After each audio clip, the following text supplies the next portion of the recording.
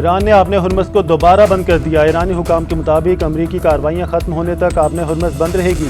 بحری گزرگاہ سے کسی بھی قسم کے آمد و رفت کی اجازت نہیں ہوگی۔ پاسداران انقلاب نے ایک بحری جہاز پر وارننگ کے لیے فائرنگ کی۔ ایرانی میڈیا کے مطابق بحری جہاز غیر منظور شدہ راستے سے گزرنے کی کوشش کر رہا تھا۔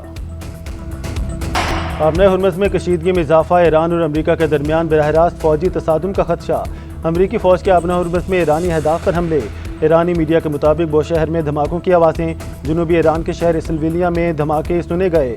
امریکی نیوز ویب سائٹ ایکزیوس کے مطابق امریکی عہدیدار نے فوجی کارروائی کی تصدیق کی۔ مجتبیٰ خامنہئی کا اپنے والد کی شہادت کا بدلہ لینے کا عہد۔ ایران کے سپریم لیڈر مجتبیٰ خامنہئی کا آیت اللہ علی خامنہئی شہید کی تدفین کے بعد پہلا پیغام جاری۔ پیغام میں کہا کہ آیت اللہ خامنہئی کی شہادت کا بدلہ لیا جائے گا۔ ایرانی قوم کے نام اپنے تحریری پیغام میں کہا، ہم شہید سپریم لیڈر اور دیگر شہداء کے خون کا بدلہ لینے کا عہد کرتے ہیں۔ یہ قوم کا مطالبہ ہے اور اسے ضرور پورا ہونا چاہیے۔ مجتبیٰ خامنہئی نے کہا کہ انتقام کا عمل ان کی یا دیگر حکام کی زندگی تک محدود نہیں۔ شہید رہبر اعلیٰ کے قاتلوں کو اپنے جرائم کا حساب دینا ہوگا۔ ایرانی عوام کے مجرم کو پرسکون موت میسر نہیں ہوگی۔ شہداء کے ناحق خون نے قوم کو نئی زندگی دی ہے۔ آیت اللہ خامنہئی کے تعزیتی جلوس میں کروڑوں لوگوں نے شرکت کی۔ عظیم الشان اجتماعات میں شرکت کرنے والوں کے شکر گزار ہیں۔ اگر ایران مجھے قتل کرنے کی کارروائی کرے گا تو اس پر 1000 میزائل داغے جائیں گے۔ یہ میزائل فوری طور پر تیار ہیں۔ امریکی صدر ڈونلڈ ٹرمپ کا کہنا ہے کہ امریکی فوج کو ہدایت کر دی ہے کہ اگر ایرانی حکومت ان کے قتل کی کوشش کرے تو ایران کے خلاف فوجی حملوں کے لیے مکمل تیاری رکھی جائے۔ صدر ٹرمپ نے کہا کہ احکامات پہلے ہی جاری کیے جا چکے ہیں اور امریکی فوج ایران کے تمام علاقوں کو مکمل طور پر تباہ و برباد کرنے کے لیے ہر لحاظ سے تیار، آمادہ اور مکمل صلاحیت رکھتی ہے۔ اس سے پہلے امریکی اخبار سے گفتگو میں ٹرمپ کا کہنا تھا، ایران سے مذاکرات کریں گے، لیکن ایرانیوں کو بتا دیا ہے اب جنگ بندی برقرار نہیں رہی۔ ایران نے امریکہ کے ساتھ بات چیت جاری رکھنے کی درخواست کی۔ ان کی درخواست پر مذاکرات جاری رکھنے پر متفق ہوں۔ آبِ ہرمز کو مکمل بحال کرنے کے لیے عمان میں اہم مذاکرات۔ بات چیت میں ایران اور عمان کے نمائندوں کے ساتھ قطری حکام کی شرکت۔ امریکی انتظامیہ کا کہنا ہے کہ عمان میں ہونے والے مذاکرات میں اسٹیو وٹکوف اور جیریڈ کشنر شریک نہیں ہوں گے۔ ثالثوں کے ذریعے بالواسطہ مذاکرات کیے جائیں گے۔ ادھر امریکی میڈیا کا کہنا ہے کہ مذاکرات کے نتیجے میں آبِ ہرمز کی وسطی گزرگاہ کو مکمل بحال کرنے کا اعلان متوقع ہے۔ امریکی میڈیا کی ایک رپورٹ میں دعویٰ کیا گیا کہ ایرانی حکام نے صدر ٹرمپ کے مشیروں سے غیر رسمی ملاقات میں بحری جہازوں پر فائرنگ کی غلطی کو تسلیم کیا۔ امریکی نمائندوں کو بتایا گیا یہ کارروائی سخت گیر حلقے نے مذاکرات کو سبوتاژ کرنے کے لیے کی ہے۔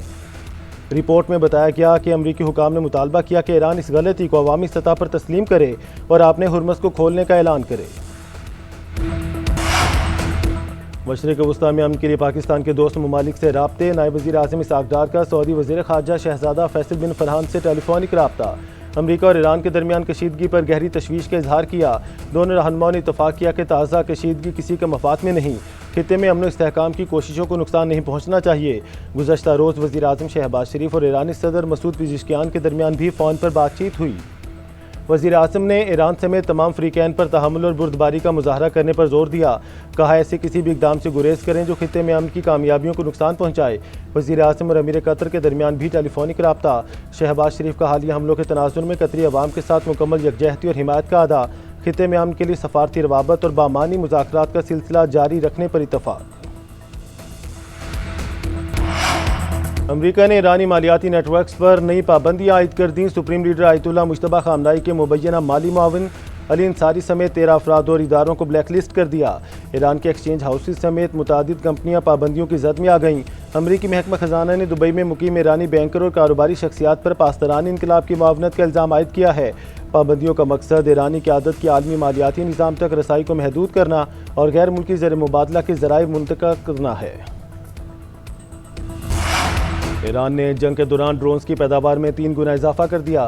جنگ کے عروج پر بھی ایران کی دفاعی پیداوار نہیں رکی۔ قائم مقام وزیر دفاع ماجد ابن رضا کے مطابق ٹیکنالوجی میں سرمایہ کاری پیداواری صلاحیت بڑھانے میں مددگار ثابت ہوئی۔ جدید ٹیکنالوجی ملک کی دفاعی طاقت کا اہم ترین ستون ہے۔ ایران میں حالیہ امریکی حملوں میں 17 اموات کی تصدیق۔ ایرانی وزارت صحت کے مطابق 8 اور 9 جولائی کو امریکی حملوں میں 17 افراد شہید جبکہ 115 زخمی ہوئے۔ وزارت صحت کے انفارمیشن سینٹر کے مطابق 6 شہروں پر 8 اور 9 جولائی کو ہونے والے امریکی حملوں میں 115 افراد زخمی ہوئے۔ آبِ ہرمز میں 3 جہازوں کو نشانہ بنائے جانے کے بعد امریکہ نے بندر عباس، کشم، سریک، چابہار اور بوشہر میں مختلف اہداف پر حملے کیے۔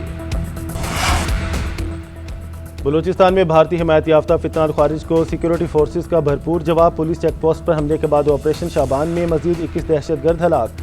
پاک فوج افسر پولیس کا مشترکہ آپریشن جاری۔ سیکیورٹی ذرائع کے مطابق جاری آپریشن میں دہشت گردوں کی ہلاکتوں کی تعداد 64 ہو گئی۔ 5 جولائی سے اب تک آپریشن شعبان اور دیگر انٹیلیجنس بیسڈ آپریشنز میں مجموعی طور پر 102 خارجی جہنم واصل ہو چکے۔ دہشت گردوں کے خلاف فضائی اور زمینی کارروائیاں کی گئیں۔ اسلحہ، دستی بم اور موبائل فونز برآمد کر لیے گئے۔ سیکیورٹی ذرائع کا کہنا ہے آخری دہشت گرد کے خاتمے تک آپریشن شعبان جاری رہے گا۔ صدر مملکت، وزیر اعظم اور وفاقی وزیر داخلہ کا کامیاب آپریشن پر سیکیورٹی فورسز کو خراج تحسین۔ وزیر اعظم نے گلگت بلتستان کے سیاسی اور انتظامی امور اور گورنر کی تقرری کے لیے 3 رکنی کمیٹی بنا دی۔ ذرائع کے مطابق کمیٹی گلگت میں گورنر کے عہدے پر امیدوار فائنل کرے گی۔ مسلم لیگ نون نے بلتستان سے ہی گورنر کا امیدوار فائنل کرنے کا عندیہ دے دیا۔ ذرائع کے مطابق کمیٹی میں اسحاق ڈار، امیر مقام رانا ثناء اللہ بھی شامل ہوں گے۔ سابق ارکان اسمبلی بھی بلو پاسپورٹ کے اہل ہوں گے۔ سینٹ کی قائمہ کمیٹی داخلہ نے بل کی منظوری دے دی۔ مجوزہ بل کے مطابق سابق رکن اسمبلی کے اہلیہ اور 28 سال سے کم عمر زیر کفالت بچے بھی بلو پاسپورٹ حاصل کر سکیں گے۔ وزیر مملکت بلائے داخلہ طلال چودھری کا کہنا ہے انہوں نے کمیٹی میں بل کی مخالفت کی۔ ارکان سے کہا کہ پہلے اس پر کابینہ اور سٹیک ہولڈر سے بات کی جائے۔ طلال چودھری کا کہنا ہے کہ ان کے تحفظات کے باوجود کمیٹی نے بل منظور کر لیا۔ سپریم کورٹ کا تعلیمی اداروں میں ہراساں کرنے کے خلاف سخت نظام اور قانون پر مؤثر عمل درآمد کرنے کا حکم۔ ہر تعلیمی ادارے میں قانون کے مطابق ان ہاؤس انکوائری کمیٹی کا قیام لازمی بنایا جائے۔ جسٹس محمد علی مظہر نے 12 صفحات پر مشتمل تحریری حکم نامہ جاری کیا۔ حکم نامے کے مطابق خاتون اساتذہ کی جنسی ہراسانی قانونی، اخلاقاً اور انسانی وقار کی سنگین خلاف ورزی ہے۔ کام کی جگہ پر جنسی ہراسانی کسی صورت قابل قبول نہیں۔ خواتین اساتذہ کو شکایت کے فوری اور براہ راست ازالے کے مؤثر مواقع فراہم کیے جائیں۔ عوام کو مناسب قیمت پر چینی کی بلا تعطل فراہمی یقینی بنائی جائے گی۔ چینی کی قیمتوں میں استحکام برقرار رکھنا حکومت کی اولین ترجیح ہے۔ نائب وزیر اعظم اسحاق ڈار کی زیر صدارت ملک میں چینی کی دستیابی اور قیمتوں سے متعلق اجلاس۔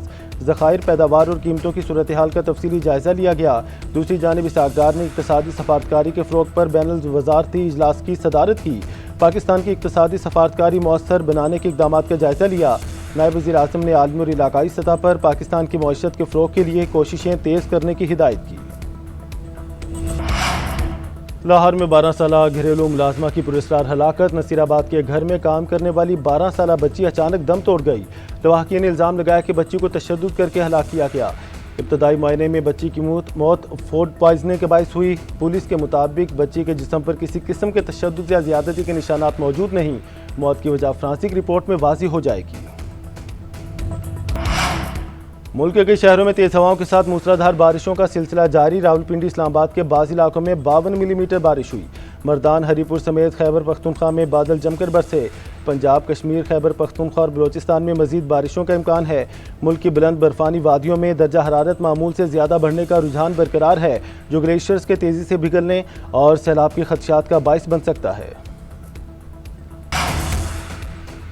اوپیک سے علیحدگی کے بعد یو اے ای تیل کی پیداوار میں ریکارڈ اضافہ۔ متحدہ عرب امارات کی تیل کی پیداوار تاریخ کی بلند ترین سطح پر پہنچ گئی۔ ہر میڈیا کے مطابق یو اے ای نے جون میں 41 لاکھ بیرل یومیہ تیل پیدا کیا۔ 2025 میں متحدہ عرب امارات کی تیل کی پیداوار اوسطاً 35 لاکھ بیرل یومیہ تھی۔ جنوبی افریقہ کے فٹ بالر جیڈن ایڈمز 25 برس کی عمر میں چل بسے۔ لاش بستی کیپ ٹاؤن کے گھر سے ملی۔ موت کی وجہ کا تعین نہ ہو سکا۔ جیڈن ایڈمز نے ورلڈ کپ کے گروپ سٹیج کے تینوں میچز میں اپنے ملک کی رہنمائی کی تھی۔